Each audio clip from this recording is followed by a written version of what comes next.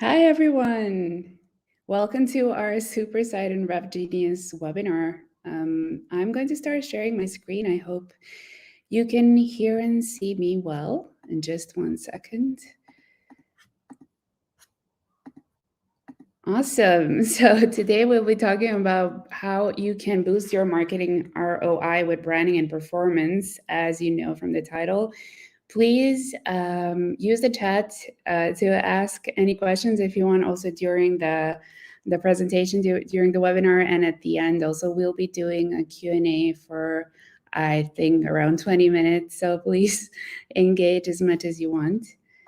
I'm Kay. I'm a creative director at Superside, and I lead our branding and digital ads efforts and services. I'm based in Berlin. And I have a bit of a mixed career. In the last 15 years, half of it was on the agency side, so working mostly on branding. And then around 8 years ago, I moved to Berlin and started working in-house for really cool companies in in-house teams. And that was probably my first experience of working with performance marketing teams, working on big digital ads campaigns, and learning about terms like ROI and CPA and all of these kind of things. And I always find it really interesting how much of attention there was between performance and design, right? Like when you're just on the design side of things, you only see your point of view. Now suddenly I'm colleagues with all of these social media managers and display managers, and I'm learning about SEM. And it was quite of a culture shock, and I learned a lot from that experience and how you can bridge that gap and how it doesn't always have to be those worst looking ads that perform the best. So I think the next 30 to 40 minutes will be about unpacking how we can actually work together. About Superside, we are a creative subscription service, a digital, completely remote agency that works with around more than 300 creatives, creative leads, video artists, graphic designers, with a lot of amazing brands. So from top tier enterprise customers like the ones you see here, to really cool startups, small brands, even let's say outside of the tech space. So I think it's one of my favorite parts about it is we learn a lot from our customers as well. It's amazing to kind of get insights from all over the world, how things work, how they perform, what works for other industries, etc. So that's another insight I would love to bring here. If you have to bottle it down to three things, when I think about engaging at creative that performs, I always talk about three elements. And I always think about it in let's say a metaphor, which is one of my favorite high performing things, a meme. So when we talk about relevance, what does relevance mean? I think meme is such a good example because that's basically a very simple image that all of us everywhere in the world can see and exactly understand what it means. You see this guy with these two girls and you immediately understand the meaning. A lot of brands, as the meme would suggest, try to copy memes and think they would perform. But we see very often it's not about copying the meme. You have to make it relevant for yourself, for your brand and what you stand for. And that's really the trick of like what's engaging, what's not engaging. It's that relevance to the audience you're going to be talking to. Another really key component is flexibility. So what is also really cool about memes is they're really flexible. So once you have this formula of what's funny, you can just change words and change the meaning and audiences, and it will still be funny. And now we all know like what to look for. Now we know what's the joke. And that's another component that I think successful at creative shares with memes. And then the third one is scale. So obviously, not only is it easy to scale this meme creative because it's so easy to understand and you can be flexible, but then on top of that, what is really cool about this is the more you share it, actually it's more relevant. So the more we all know the famous memes, the funnier it is. I am not suggesting that we need to use memes to work on creative. I'm just trying to explain how I think if you have something really relevant to your brand that speaks to your audience, and you have a flexible system of how to develop it, it will scale naturally because it's just so easy. It's like it works, right?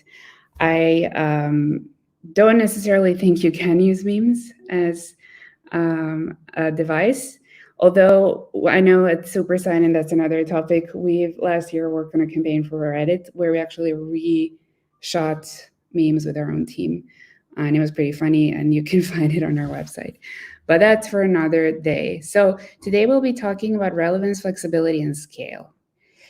First one is relevance, and why am I talking about brand relevance? So I don't know what's the median age of the group we have here, and I hope a lot of you will remember this, but in 2006, Apple launched these famous Get a Mac ads that were basically 30-second spots.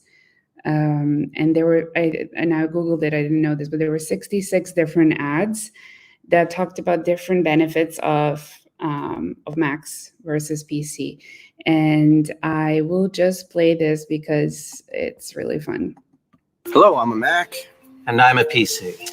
I'm afraid to ask. Well, I was sitting on my desk. Yeah. Someone walked by, carelessly tripped over my power cord, yanked me straight down to the ground. Bam! Yikes. MacBooks come with this power cord that connects magnetically, so when it gets pulled, it just pops right off. Everything's just kind of thawed out, like the tiny built-in eyesight camera. My life is flashing before my eyes. I see a sunset and a field of beautiful wheat. Isn't that your screensaver? Yeah. I definitely feel nostalgic for the 2000s.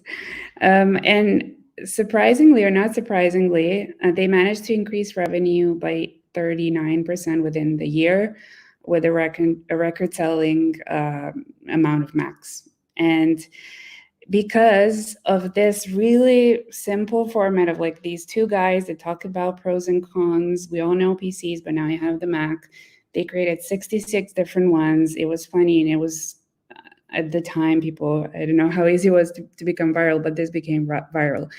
On the right, you'll also see the revenue chart for the last, I guess, 30 years of Apple. And the same year as the Apple Get a Mac ads launched, you can see there is a trend starting to grow exponentially. I'm not saying it all happened because of this ad, but definitely marked the shift in how they started communicating their brand in more of a brand storytelling way instead of just showing the product.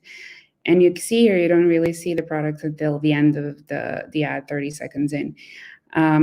There is a lot of research done about how important brand storytelling is for the bottom line. And as well, in a recent study, we saw that increased in customer engagement through brand storytelling increased revenue by 70% and share price growth by 227%. So this is incredible. And I think we just need to go into this with this mindset.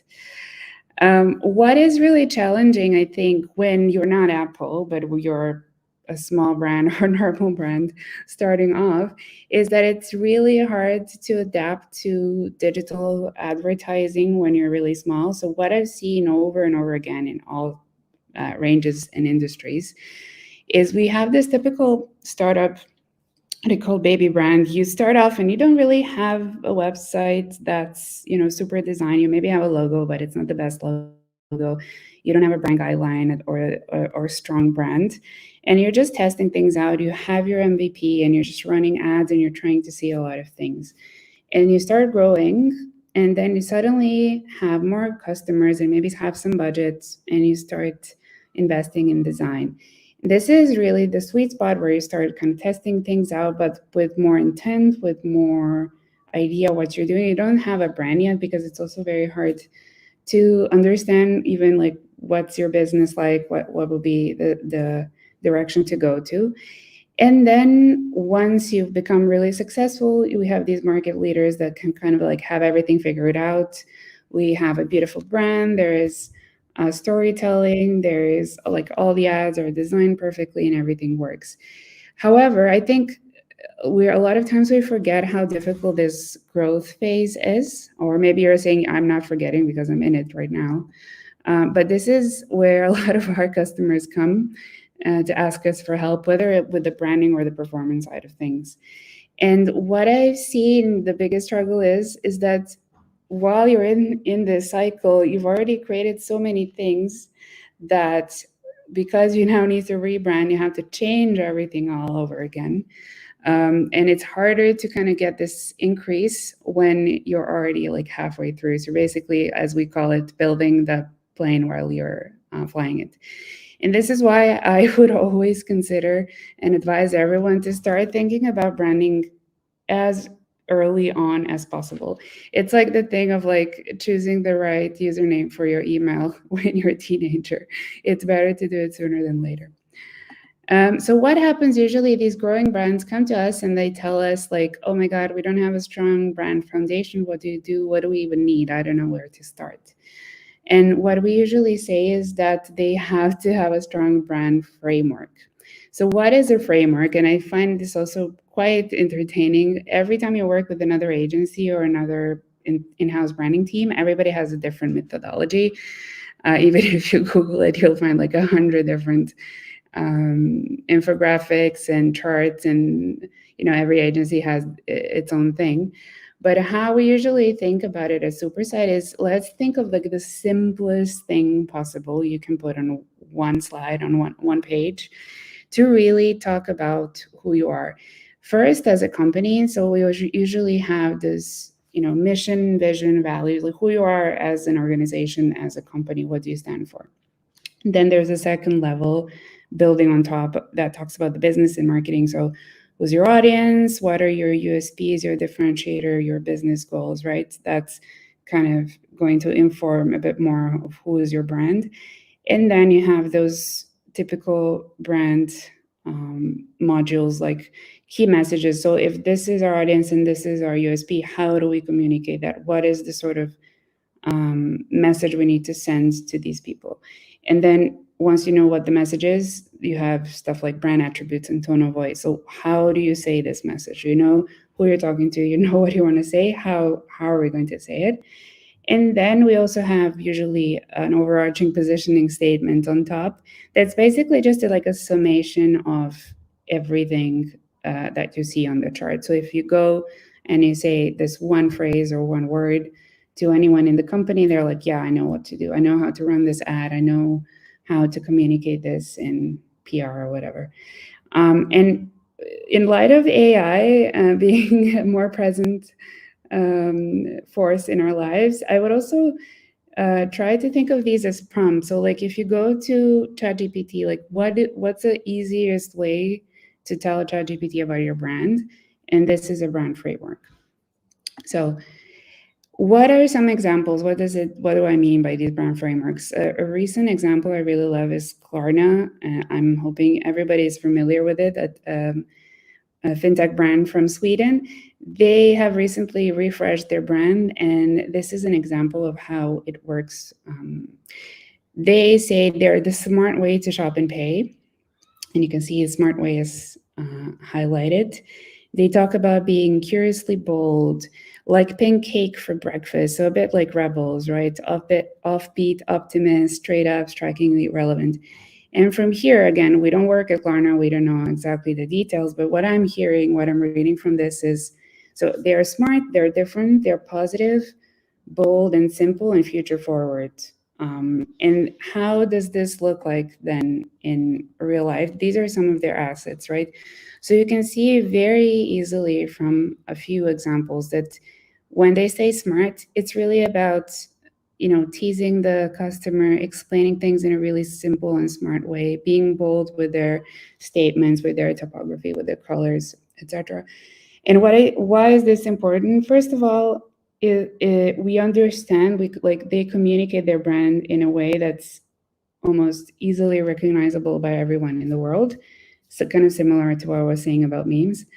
And also, it's easy for them to be consistent when they have to create thousands of things, because they know, like, okay, we have this blueprint, this framework, and everything we do is going to look the same, because not because we have all the same images everywhere, but because of this style of how we do everything. It's all consistent.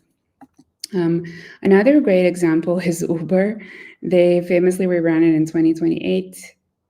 Sorry, not 28, because that's the future, in 2018, where they created this composition device, which is a U letter like Uber, and they started using it in everything they do. So right now, between the very striking typography, this black and white look and feel, almost like even if you don't see the logo of Uber, you would know this is Uber. And it's super memorable and super simple for them then to kind of create loads of different things in an easy way. And that's still very relevant. So that's, one of these things that really makes it easier to remember. So one thing that you can say about Uber is that, I don't know if this is the case for everyone, but it's almost become this brand name where even if you order a Lyft, you would still call it an Uber. Everybody calls a taxi an Uber almost. And this is because it's become what we call a proprietary eponym, a name that you use, a brand name you use instead of the actual product. I actually didn't even know a lot of these were actual brand names, like Jacuzzi or Taser or Ping Pong. But yeah, it's become ubiquitous with ride hailing because they have such a strong brand presence. They invest so much in brand. And this is not just something we think. Obviously, we've seen that they've been growing like crazy. The rebrand was 2018, and they were already above Lyft, but now they're like 4.5 times bigger in revenue than Lyft, and famous everywhere in the world. So this is just an example of how much brand can impact that sort of, attention, top of mind, and they're definitely best in class when it comes to that. So the learning from this first part is really find a way to convey complex business goals. So remember what we talked about in the lower brand framework pyramid, and combine it with visual metaphors that make sense, that explain that business goal in a consistent way. And I think the more we see AI become a part of what we do, the more this relevance and connection to your brand is going to be important, because right now we're seeing so many different things being thrown out. It's really easy, quick, everybody's creating everything. It's going to be hard to differentiate from one brand to another. So having that really strong core, I think, is going to be key to actually make a difference. If not, we're just going to be feeding the algorithms more and more of the same stuff, and it's going to almost everything will become the same. Secondly, we're going to be talking about flexibility, because at the same time, when a lot of times when we talk about consistency, people are afraid of oh, but I need to create loads of things. I can't always do the same. I need to be consistent and flexible, and people almost find that it's impossible to be both consistent and flexible at the same time. But there's many brands, and there are many brands and companies that do this really well. So one of my favorite examples is Masterclass, one of our customers that has also rebranded a few years ago. And what I think they do really well is they have a really solid core kind of key brand, but this beautiful art direction for photography and video, this condensed font and the color red together with this dark background. So it looks really serious, sophisticated. You're paying maybe $200 per year. But at the same time, they also develop a very, very flexible color palette and a font system. So actually, if you haven't noticed before, they use different fonts for different speakers, and they try to kind of connotate different meanings. So, I don't know, Usher has this bold, simple sans serif, and I don't know, I remember Anna Wintour had this elegant serif because it's fashion. So they try to kind of give it all a bit of a difference. And what happens in the end is that they manage to create a lot of different assets that you see all kind of are part of the same brand. They don't see it as being a different brand. It all looks really slick, but they can create a lot of variety with these colors and these fonts. which I think is really amazing. And one other thing they do is they do a lot of variation, not just with visuals, but also with copy. So every time they release any new session, so for example, this is the one with Mark Cuban, they test a lot of different titles. So they tap into the billionaire topic, get yourself a billionaire mentor, start smart and rich, smell opportunity like a shark, right? Like, so they do a lot of these ads on Facebook, and they test them, and then they use them afterwards in all the communication. They see what performs the best and roll with it. And I think that's such an easy way to kind of try something out. We all know from our own experiences probably that Facebook is kind of like a low impact testing ground for everything. Another example of this I really like as well is the podcast Diary of a CEO. It's Stephen Bartlett, which is normally on YouTube. And you know how on YouTube, kind of one of the most important assets is the thumbnail preview. They create a lot of different versions of that thumbnail using the text from the podcast, the quotes, and then they run like low budget Facebook ads as well, and they see what performs the best. In this case, you can see the example on the left, and then this becomes like the official thumbnail. Again, very kind of fun way to do it. I would imagine that they also just take the transcript from the episode and they use AI to kind of generate 100 different versions and just see what works. You can always copyright it a bit at the end when you know what performs. And I think this is just so important to not forget that when we talk about brand relevance and flexibility and all these things, it's really important not to forget the copy. We have famously a few brands, but one comes to mind only of how important copy is for brand relevance. So they famously, right, created this personality that's both educational but playful and really self-assured, that pokes kind of fun of the dairy industry and kind of almost themselves as well. So in that sense, they also created this formula of flexibility where now anything they write in this big font, it becomes like super funny and people love it. And what other brands do you know of either dairy or non-dairy that people will be so obsessed with? They're not even the market leader, for example. They're probably the third, but this is the brand everybody talks about. It's top of mind, and they've been growing like crazy because of it. And we almost we have people tattoo Oatly on their skin because it's a cool brand, and nobody would tattoo like whatever the first market leader brand is, which I don't remember right now, but I Googled yesterday. So I think learning number 2, and you can tell me always later if you disagree, is to find a way to flex that core like visual identity while still being consistent. And there are many ways to do it. You can always think of like, what is the thing I don't want to change? Is this the color? Because for me, I'm T-Mobile, I need to stay pink, but there's something else I can flex. Is there maybe a way to use copy differently? What's that differentiator that's going to make it easy to create new assets all the time?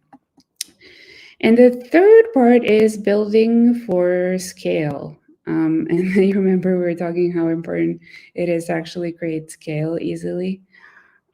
So we at Superside mostly have been focusing on 2 things and 2 fronts that are very similar and are all related to technology. So the first one is Figma. We're big fans of Figma and use it for everything. I know that a few years ago when you would ask people about Figma in the design world, it was so related to like product design for some reason, obviously because it started like that. But now it's almost used for everything. We can't live without it. It's because, especially for digital advertising, whenever you have to create like hundreds and thousands of assets, it's so easy to change and automate everything. You can, it can change, one element and just replicate it on everything. You can import a list of 300 titles and automate it to go into your ads, and you automatically have variants, etc., which is super, super helpful, and also easy to collaborate on. Another thing that you will not be very surprised to hear is AI. We've definitely been doubling and tripling down on generative AI, and we want to make sure that this is like a core part of our experience. So how do we do it? And again, there's many more people at Superside that are much more experienced in AI than me. I just want to like highlight how you can tackle it, but I know that we do much more superior things internally. So we use AI to generate insights for ad creation. So for example, I want to do a new series of Facebook ads for a travel company that is our client.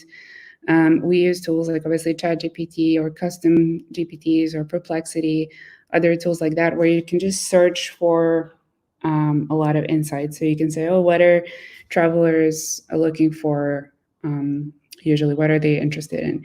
And you can see insights like in this one example, people are actually looking to get ideas on where to travel. They want to know kind of what options there are. Millennials prioritize sustainable and eco-friendly travel experiences, etc. So these are all things that we can bake into our strategy moving forward. And I think one part of AI that I really think benefits marketing is that sort of like research assistant you have on your side. And I used it every day for that as well. Another thing, very obviously straightforward, is generating variants for copy. So once now I know that my millennial audience likes to understand where to travel and wants to see vacation ideas, I can ask AI to help me generate some options. And then I don't have to use those options, but I think it's always nice to have like loads of different things. Like we said, for Diary of a CEO, like it's better to kind of test a lot of things, go really wide at the beginning. You can always see what performs, and then you can actually start copywriting and making sure it's tailored to your brand. So in this case, I can get loads of different titles for different cities and see where it goes. And then very obviously, we also use it a lot for creating visuals. So we use very heavily Midjourney, but also a lot of different tools to generate ideas. And this is another example where, like, of course, maybe the final ads that are going to go on the big campaign are not AI generated. Maybe you have a photo shoot, maybe there's something you can leverage that you already have. But for this sort of testing phase to scale, it's really good just to leverage this. And then you can actually, start thinking like, what are some things that I want to change? So I have an example here of typical travel app banners. I find it quite funny always to see how similar ads and brands look like. You have Skyscanner, Expedia, Booking.com, other smaller brands, and it's literally the same exact thing. And they're all kind of going for this generic route of, get your flight from us, which again, maybe can work sometimes, but in the long run, like, how can you scale from that? Where are you going to go? So by using these sort of AI solutions, as I mentioned, this is just an example to showcase, like, in the 3 last steps we did, we took insights from one tool, we took copy variants from ChatGPT, and a third tool to generate some visuals, and we already have 3 to 9 to 10 ads that you can test, and you can easily also create 100. You can use, we tried also using different AI tools for testing. You can obviously run it through Facebook and see what performs. And I think what is really important is always create this like relevant, flexible, and scalable format when you do anything, when you run a campaign. Because if you focus too much on this generic route, yes, maybe at the beginning it kind of works a bit, but then it plateaus every time because you're not able to do anything else.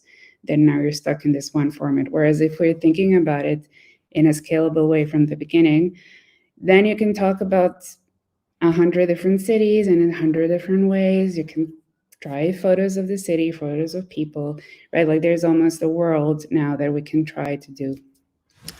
So for us, it's really important to think about these three things whenever you do anything, whether it's, again, digital advertising or anything else, to be honest, and connect it to your brand. So the last part is about finding smart ways to leverage tools to test and collect data. I think for me, as a brand person, if you would ask me like 10 years ago, I would say, well, of course, like everything needs to be perfect and look beautiful all the time. And if you would ask a performance marketing manager, they would tell you, no, it just needs to perform. I don't care what the font is, what the photo is. It just has to perform. And I think with hindsight, with having seen a lot of examples, not just the ones that I'm showing today, but also from our customers on a day-to-day basis, the reality is what works the best is that combination. Like if the top of the funnel and the end of the funnel are the same, if your customers have seen the brand elsewhere, if there is consistency, we really get the most out of it. I know this sounds very simple to say and it's obvious, but it's not easy to execute. So that's why it's really, really important to have that like core brand really strong. It's going to make everything different, right, in the future. Whenever you have to scale, it's easy to scale because you have a formula. Whenever you're looking for relevance, like, oh, what's our key message? Let's not forget that key message, because if we start talking about other things, people are not going to recognize us, etc. So as I've said multiple times now, from the beginning, for us, it's really important to have that brand relevance, convey these business goals with visuals, flexibility, find a way to flex everything you do, and scale. Make sure you're testing and creating a lot of things and collecting data that actually, performs and makes it all easier. So now we are here at the Q&A, as I promised. So let me check if we have some questions. 1 second. So please use the Q&A panel here on the right. You can ask anything, even if you have your own comments. It doesn't have to be a direct question. We have a question from Sam. Beyond getting the memes correct, is there any legal issue with using a well-known meme format? I think you, again, probably not the expert on this, but I don't think you can use memes in advertising because of legal issues, but we can recreate memes and use that as a sort of connector. Or I think what would be more useful is really try to think, what is your version of a meme? So remember that Apple example of the video, like what is something you can create that's going to be engaging for customers, because it's easy to understand, as like a format and something you can replicate easily. I hope this answers your question, Sam. Anyone else? Also, you can use the normal chat if you prefer.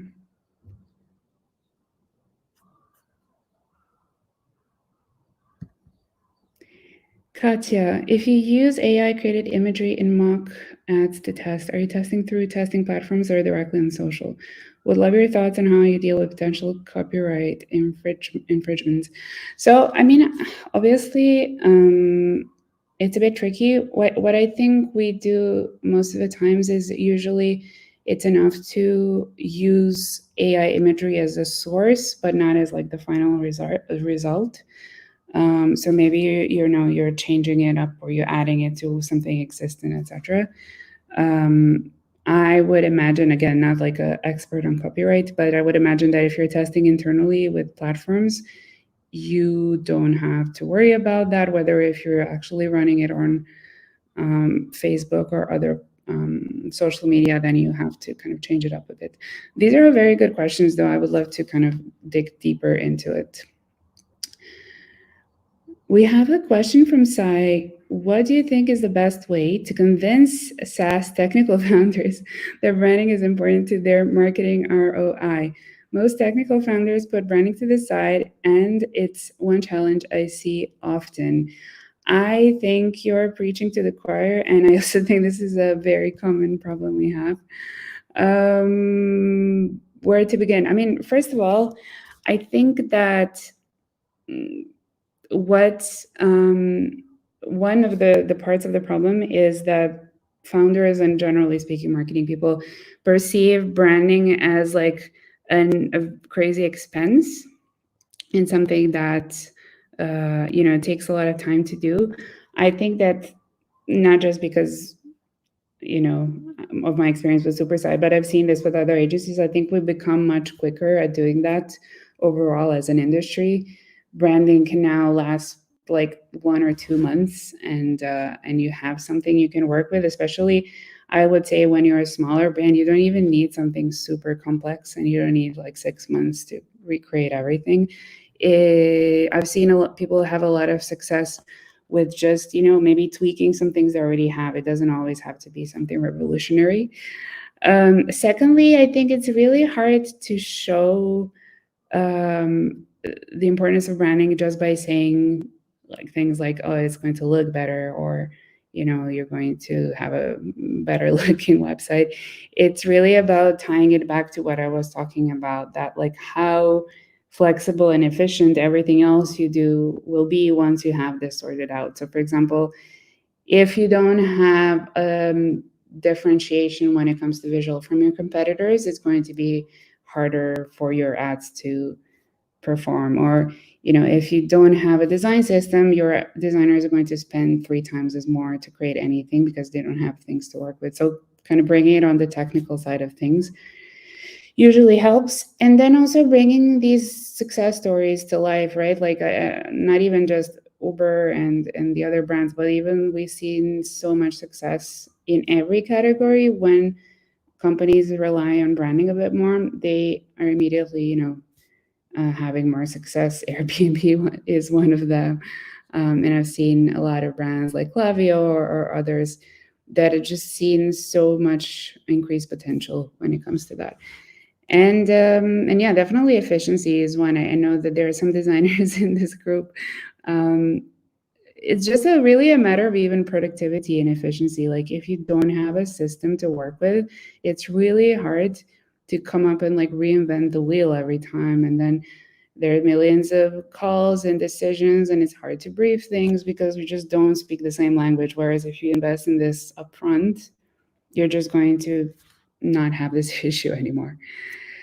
I hope this answers your question, although this is a topic that I could be talking about for another 2 hours. We have another question from Matt. As a founder bootstrapping my startup, and congratulations, Matt, I'm struggling with brand identity. Despite having a great start in terms of sales, I just think building a proper brand will get us to the next level. I am not creative, so it's sorry.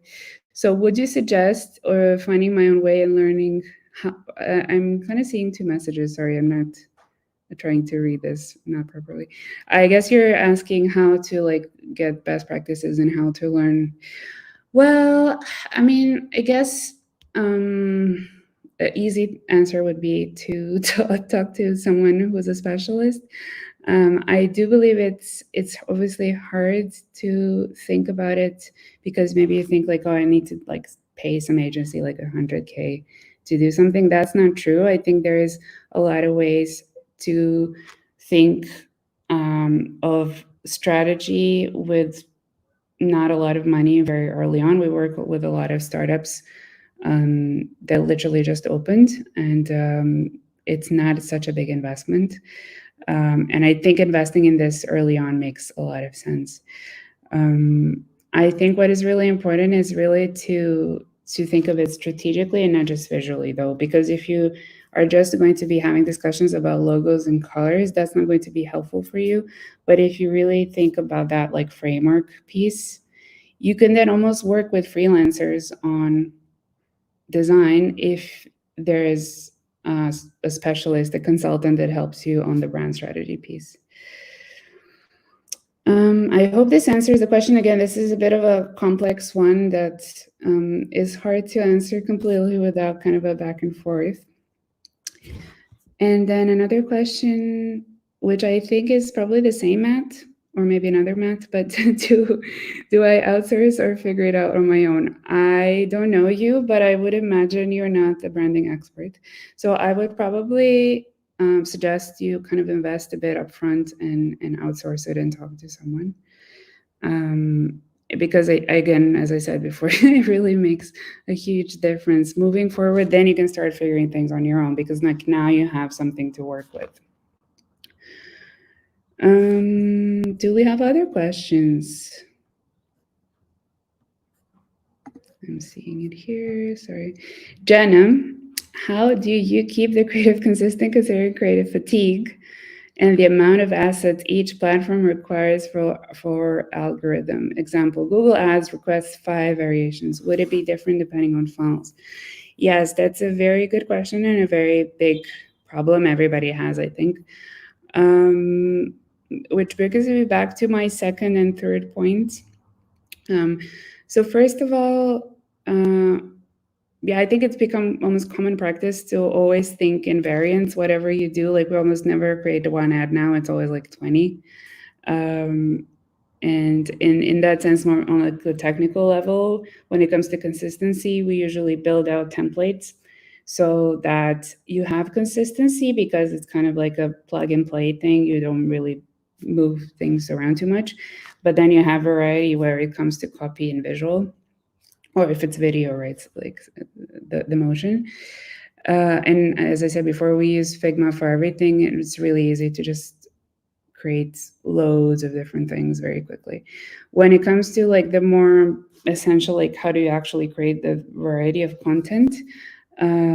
It's all about that flexibility and understanding different parts of your product. So if you're, a company that sells, I don't know, if you're a sleep app, what are your different user audience groups?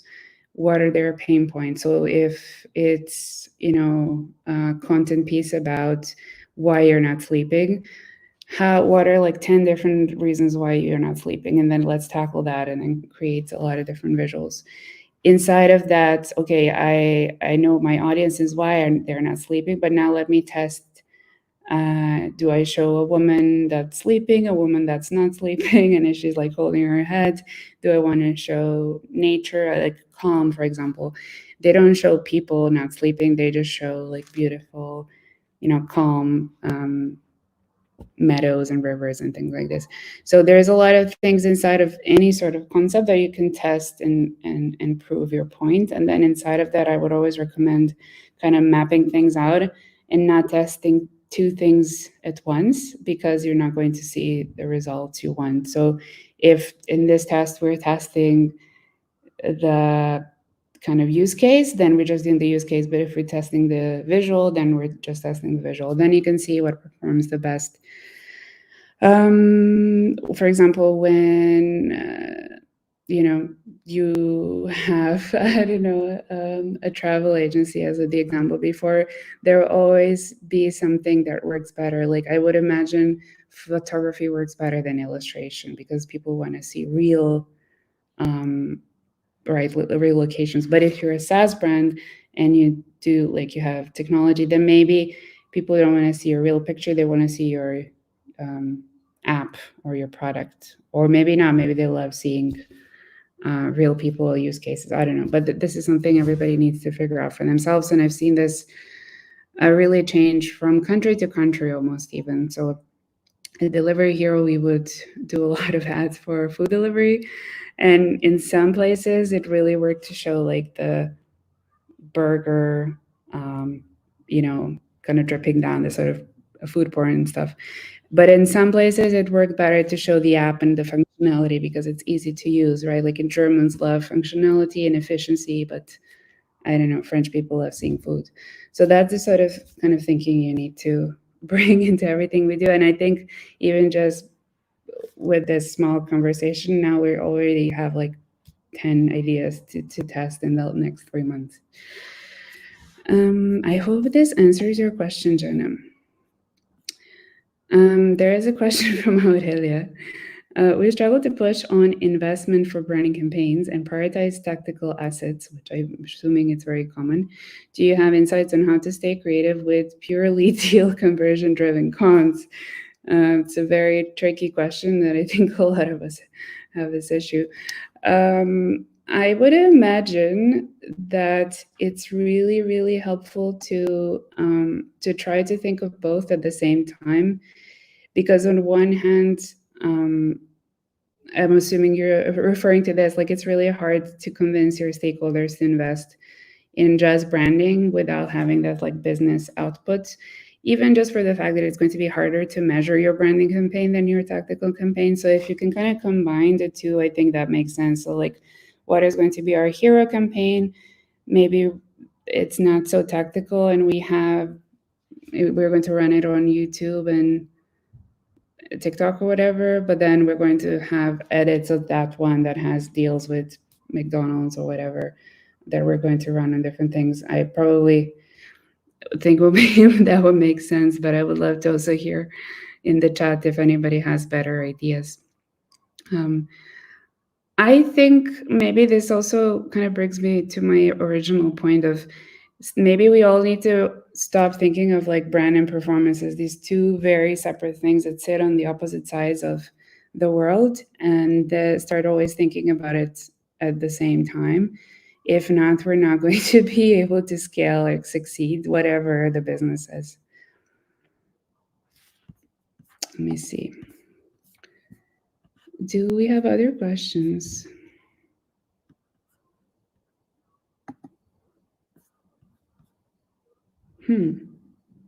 Let me know if anybody wants to ask another questions, please do. And if not, we can also wrap it up. And you have 5 seconds. No, I'm joking. But anyways, it's been really lovely to do this. I am always very happy to talk about these things at length. So please reach out on LinkedIn. Also share your LinkedIn addresses out. I think everybody would love to connect. Let's continue talking about this. And yeah, I'm always happy to consult or help or advise. Thank you, everyone. Thank you, Rev Genius, for always being amazing hosts. We love doing this. Thank you, everyone.